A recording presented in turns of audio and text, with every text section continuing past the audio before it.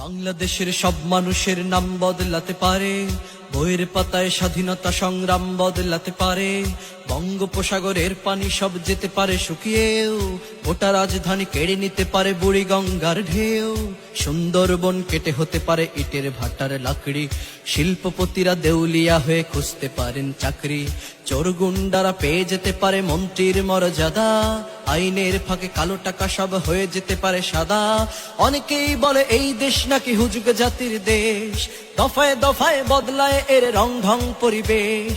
তাই বলে ইসলাম এদেশে হুজুগে হবে না শেষ, হুজুগে হবে না শেষ। ইসলাম এদেশের পরতে পরতে জনপদে ঘরে ঘরে, ইসলাম এদেশের 90% মানুষের অন্তরে। ইসলাম নিয়ে কেউ ছিনিমিনি খেলে এমন সাধ্য নেই, আর কিছু থাক না থাক তবুও ইসলাম থাকবেই। সবকিছু বদলে যাক তবুও ইসলাম থাকবেই, আর কিছু থাক না থাক তবুও ইসলাম থাকবেই। সবকিছু বদলে যাক তবুও